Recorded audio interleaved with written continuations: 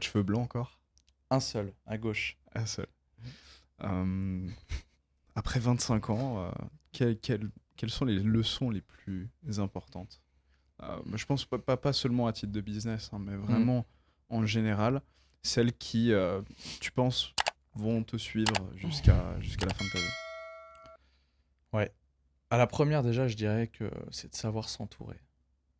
De savoir s'entourer de gens talentueux, vrais, euh, qui partagent les mêmes valeurs que toi et qui peuvent t'élever, tout simplement. Savoir s'entourer, c'est le plus important. Parce que si tu sais t'entourer, tu ne manqueras jamais de rien. Et quand je dis que tu manqueras jamais de rien, c'est que ce soit sur le plan financier, émotionnel, mental, enfin, tu manqueras de rien, quoi.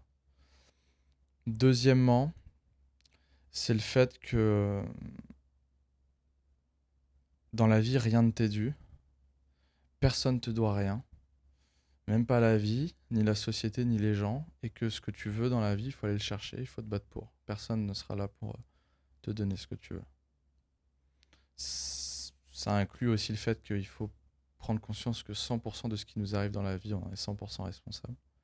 Quand tu adoptes cet état d'esprit-là, tout devient plus facile dans la vie, je trouve.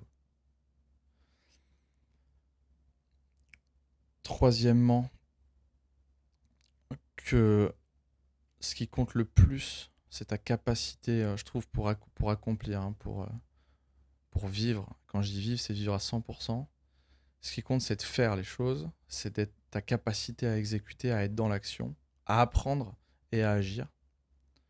Plus ta capacité, plus la distance entre ta capacité à apprendre et ta capacité à agir est courte, plus je trouve que ça crée une vie exceptionnelle, ça crée une loupe positive. Et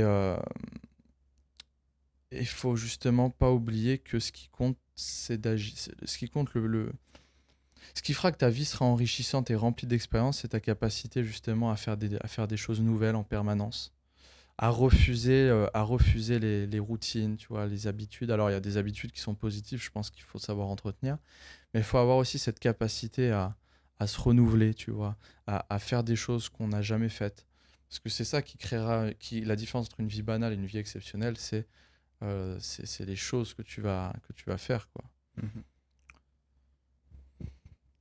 Euh,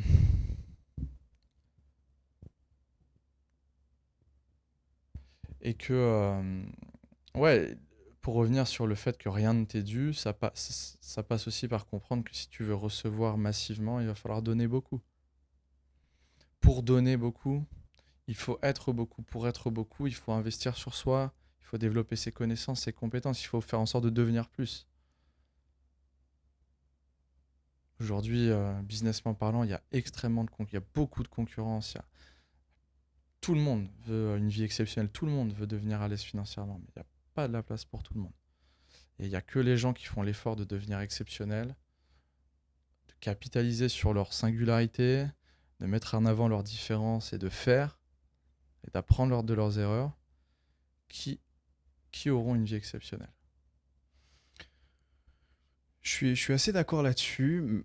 Moi, il y a quand même, il y a quand même une partie du fait que t'as pas besoin d'être beaucoup au-dessus de la moyenne pour quand même avoir du bon succès.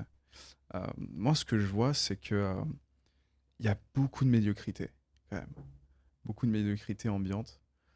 Et que finalement, si t'es juste et ça c'est Dana White qui le disait, le propriétaire de l'UFC, euh, si t'es un sauvage, un- un- et que t'es juste plus sauvage que les autres, t'auras probablement plus que les autres. Et qu'on est Ouais, dans une société où en fait on n'encourage plus le fait d'être un sauvage. oui, oui. Mais que ça reste quand Ouais, même ouais. ceux qui, Hmm. tu vois, c'est...